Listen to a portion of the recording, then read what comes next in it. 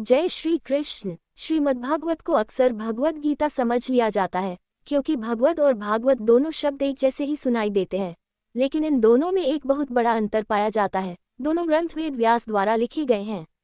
हालांकि भगवद गीता श्रीमद्भागवत का एक महत्वपूर्ण हिस्सा है, लेकिन दोनों ग्रंथ पूरी तरह से आपस में अलग हैं। तो आइए जानते हैं एक दोनों में अंतर के बारे में समझते हैं। श्रीमद् भागवत वो है जिसमें श्री कृष्ण ने क्या किया और लिखा है, जबकि श्रीमद् भगवद गीता वो है जिसमें श्री कृष्ण ने क्या कहा वो लिखा है, यानी भगवान क्या बोल रहे हैं। ये 700 श्लोकों वाला एक हिंदू ग्रंथ है जो महाभारत की छठी पुस्तक है, जो भारत की सबसे प्रसिद्ध महाकाव्य कविताओं में से एक है। जबकि श्रीमद् भागवतम को भागवत पुराण के रूप में जाना जाता है, जो हिंदू धर्म में 18 पुराणों में से एक है। इस ग्रंथ में भगवान श्री कृष्ण के जीवन का संपूर्ण वर्णन मिलता है। इसके रचयिता महर्षि वेदव्यास हैं। श्रीमद्भागवत पुराण को सबसे पहले महर्षि वेदव्यास के पुत्र शुकदेव ने राजा परीक्षित को सुनाया था। श्रीमद्भागवत पुराण की कथा सुनने के बाद ही उन्हें मोक्ष की प्राप्ति हुई थी। श्रीमद्भागवत महापुराण के 12 स्कंधों में भगवान श्री कृष्ण के जीवन का वर्णन है।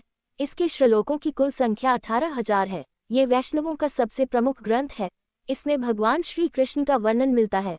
उनका स्वभाव क्या है, वो दिखते कैसे है, उनके गुण व्यवहार लीला कैसी है, ये सब विस्तार से बताया गया है। श्रीमद्भागवत गीता और श्रीमद्भागवत पुराण दोनों अलग है। श्रीमद्भागवत गीता महाभारत का एक छोटा सा अंश है। ये एकमात्र ऐसा ग्रंथ है जिसकी जयंती हर साल मनाई जाती है। महाभारत का सबसे महत्वपूर्ण भाग भगवद गीता है।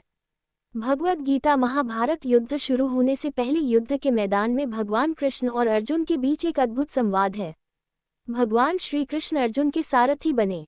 श्री कृष्ण ने अर्जुन को धर्म का सार समझाया। जिस प्रकार उपनिषदों में वेदों का रस है, उसी प्रकार गीता में भी उपनिषदों का रस है। गीता को महाभारत रूपी समुद्र से निकला हुआ मोती भी कहा जाता है। गीता को कई प्रोफेशनल इंस्टीट्यूट में पढ़ाया भी जाता है। श्रीमद्भगवद गीता उन अवधारणाओं को जोड़ती है जो हिंदू धर्म के केंद्रीय प्रमुख ग्रंथों, वेदों और उपनिषदों में व्यक्त की गई हैं, जिन्हें यहाँ एक सार्वभौमिक निर्माता के अस्तित्व और सभी अस्तित्वों के एकीकरण में विश्वसनीयता की एकल दृष्टि में शामिल किया गया है। ये पवित्र पुस्तक मनुष्य को आत्मा और मन को एक दूसरे के साथ तालमेल बिठाकर सभी भ्रमों से परे देखने का निर्देश देती है। श्रीमद्भगवद गीता एक व्यक्ति को जीने का तरीका बताती है, और इसे सिर्फ एक धार्मिक पाठ होने की पहचान के रूप में भी देखा जाना चाहिए, बल्कि ये सभी मनुष्यों को पूर्ण अपराजित जीने का उद्देश्य देती है।